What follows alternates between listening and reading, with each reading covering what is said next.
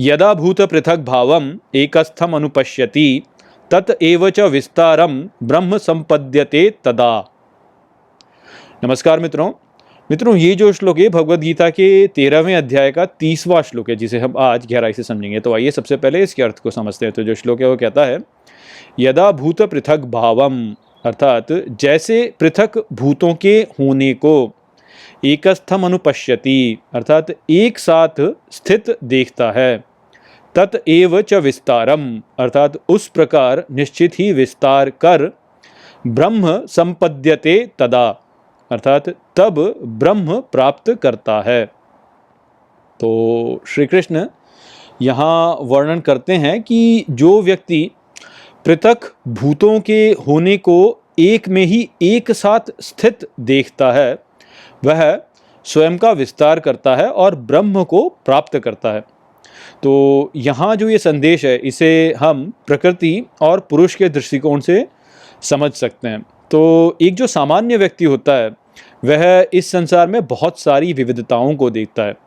वह इन सभी विविधताओं को एक दूसरे से स्वतंत्र मानता है।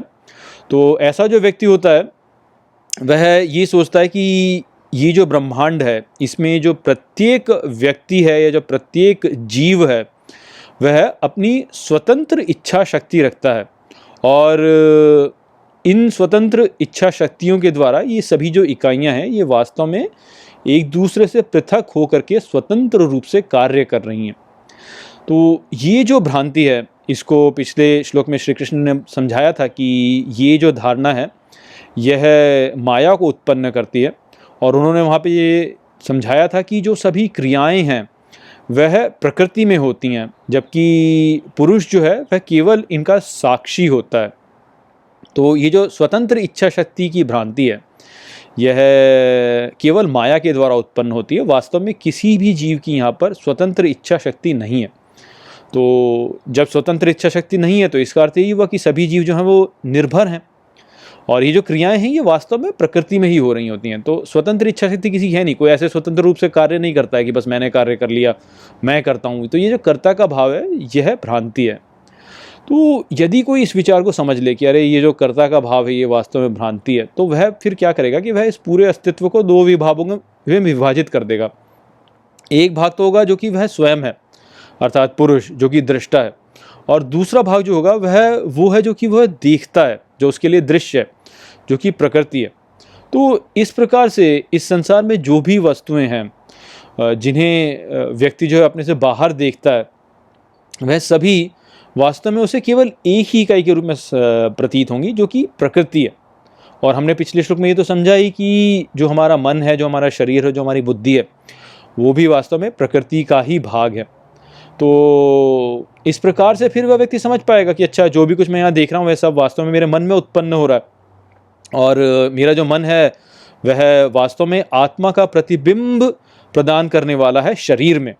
तो जो भी कुछ हो रहा है फिर वो मेरे शरीर में हो रहा है। और जो मेरी प्रवृत्तियां हैं, जिसके द्वारा मैं सोचता हूँ, जो मेरी सोचने की पद्धति है, जो कि मेरी बुद्धि है, वह भी वास्तव में इन सबको देख करके जिस प्रकार से मैंने प्रतिक्रिया की है उससे उत्पन्न हुई है। तो इस प्रकार से वह भी प्रकृति में उत्पन्न हुआ। तो जब व्यक्ति के भीतर ये दृष्टिकोण उत्पन्न होता है कि मेरा जो वास्तविक भाव है वो तो केवल दृष्टा है, जो ये दृश्य प्रपंच मेरे आगे उत्पन्न हो रहा है ये प्रकृति में उत्पन्न हो रहा है, और जिस प्रकार से मैं प्रतिक्रिया देता हूँ इस दृश्य के लिए, उसी प्रकार से प्रकृति जो है फिर मेरे लिए नई परिस्थितियों का निर्माण करती है। तो जब व्यक्ति इस प्रकार से समझता है, तो तब वह ये जान पाता है कि केवल दो भाग हैं वास्तव में, एक तो प्रकृति है और एक पुरुष है, और ये एक दूसरे से पे निर्भर करते हैं वास्तव में। और ये जो कैसे निर्भर करते हैं इसको हम आगे समझेंगे। चलिए पहले हम ये भी समझते हैं कि कैसे पृथकताओं में भी समानता है। तो हम तो चारों ओर बहुत सारे व्यक्तियों को देखते हैं, बहुत सारे लोगों को देखते हैं, बहुत सारे जीवों को देखते हैं, बहुत सारी वस्तुओं को देखते हैं अपने चारों ओर, किंतु ये सभी वास्तव में हमारे मन में ही है, हमारे मन से ही हम इनको देख रहे हैं। तो इस प्रकार से ये प्रकृति का ही भाव हमारे लिए हो जाते हैं, और प्रत्येक व्यक्ति जो है उसके भीतर एक दृष्टा उपस्थित है जो कि इन सबको देख रहा है। तो हमें तो ये लगता है कि ये जो सभी अलग अलग लोग हैं, इन सब के भीतर अलग अलग दृष्टा है, किंतु वास्तव में ऐसा है नहीं। हमने समझा कि मन, बुद्धि और जो हमारा शरीर है वह प्रकृति का ही भाग है। तो दृष्टा जो है वह जब अपने मन में स्वयं के प्रतिबिंब को देखता है तो उसको लगता है कि मैं वो हूँ जो प्रतिबिंब। अब क्योंकि मन जो है वह तो हर किसी का अपना अलग है, तो प्रकृति की जो विविधता है उसके द्वारा जो प्रतिबिंब आत्मा देखता है या दृष्टा देखता है वह पृथक प्रतीत होता है। तो इस कारण से ऐसा लगता है कि अरे अलग अलग दृष्टा हैं, हर शरीर में एक दृष्टा है, किंतु वास्तव में ऐसा है नहीं। वास्तव में एक ही दृष्टा है जो कि अलग अलग रूप से प्रतिबिंबित हो रहा है प्रकृति में। तो इस प्रकार से यदि हम समझें तो तब हम ये समझ पाते हैं कि वास्तव में एक ही प्रकृति है और एक ही पुरुष है, एक ही दृष्टा है। ये दृष्टा जो है ये प्रकृति को देख रहा है और प्रकृति में जो विविधताएं होती हैं उनके द्वारा ऐसा प्रतीत होता है कि बहुत सारे दृष्टा हैं, किंतु वास्तव में दृष्टा एक ही है। तो आत्मा एक ही है, किंतु जीवात्माएं जो कि प्रतिबिंब है वह हमें पृथक पृथक प्रतीत होती हैं। अब हम ये भी जानते हैं कि जिस प्रकार से दृष्टा जो है वह प्रतिक्रिया करता है उसी प्रकार से प्रकृति फिर उसके लिए परिस्थितियां उत्पन्न करती हैं। तो इससे हमें क्या समझ में आता है? इससे हमें ये समझ में आता है कि प्रकृति जो है वह दृष्टा पर निर्भर है। जैसे जैसे दृष्टा कार्य करेगा, यानी कार्य करना नहीं होगा यहाँ पे, केवल जिस प्रकार से वो प्रतिक्रिया करेगा, जिस प्रकार से वो देख के सोचेगा, या भय करेगा या चिंता करेगा या कोई भी भावना उत्पन्न करेगा, उसी प्रकार से प्रकृति जो है उसके लिए नई स्थितियाँ उत्पन्न कर देगी। अर्थात प्रकृति जो है वह पुरुष पर निर्भर है। ठीक इसी प्रकार से जैसी जैसी परिस्थिति प्रकृति उत्पन्न करेगी वैसे वैसे ही पुरुष उसके लिए प्रक्रिया करेगा।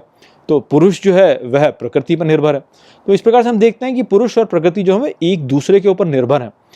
प्रकृति जो है वह पुरुष के लिए स्थिति उत्पन्न करती है, पुरुष जो होता है वो उसके लिए फिर अपनी प्रतिक्रिया करता है, दुख अनुभव करता है या सुख अनुभव करता है या कुछ भी अनुभव करता है। इस प्रकार से उसी प्रकार से वह प्रकृति में परिवर्तन होता है, उसी प्रकार से पुरुष में परिवर्तन होता है। तो ये जो चक्र है ये एक दूसरे पर निर्भर है। तो इससे हम क्या समझ सकते हैं? इससे हम ये समझ सकते हैं कि प्रकृति और पुरुष जो है वे एक दूसरे के स्वतंत्र नहीं है, वे एक दूसरे पर निर्भर हैं। अर्थात एक ही सिक्के के ये दो पहलू हैं।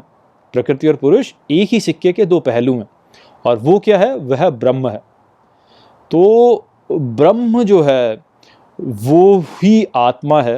वह जिस प्रकार से प्रक्रिया करेगा उस प्रकार से प्रकृति होगी। तो प्रकृति जो है वो ब्रह्म की ही शक्ति है। तो ये सब कुछ वास्तव में एक ही है। ब्रह्म भी वही है, आत्मा भी वही है, परमात्मा भी वही है, पुरुष भी वही है और प्रकृति भी वही है और परम पुरुष भी वही है। सब कुछ वास्तव में एक ही है। जो इस प्रकार से देखता है, सब में एक ही को देखता है, सभी को एक में ही स्थित देखता है, सब कुछ को एक में ही देखता है, वह व्यक्ति वास्तव में स्वयं का विस्तार करता है और ब्रह्म को प्राप्त होता है। वह जान पाता है कि केवल एक ही है और वो मैं हूँ, मेरा वास्तविक स्वरूप वो ही है। सभी जो यहाँ पे जीव हैं सबके भीतर एक ही दृष्टा उपस्थित है, वो एक ही है, केवल प्रतिबिंबित हो रहा है वो शरीर में अलग अलग रूप से। तो मैं वास्तव में वो ही हूँ, जो वो है, जो देख रहा है, मैं वही हूँ। और इस प्रकार से वो विस्तार कर लेता है स्वयं को। आप ही या तो चाहिए तो उससे तादात्म्य कर लीजिए, या तो जीवात्मा से तादात्म्य कर लीजिए, जो कि छोटा सा है, केवल एक रूप तक जुड़ा हुआ है। तो जो व्यक्ति इस बात को जान लेता है वह इससे तादात्म्य नहीं करता, वह केवल अहंकार, जीवात्मा, प्रतिबिंब, मन, बुद्धि, इनसे तादात्म्य नहीं करता। वह स्वयं अपने वास्तविक स्वरूप से तादात्म्य करता है, जो कि देख रहा है, इसको अनुभव कर रहा है। तो यही संदेश यहाँ पर था श्री कृष्ण का। आशा करता हूँ कि मैंने इस श्लोक को आपको अच्छे से समझा दिया होगा। चलिए इसी के साथ इस वीडियो को यहीं पे समाप्त करते हैं। नमस्ते।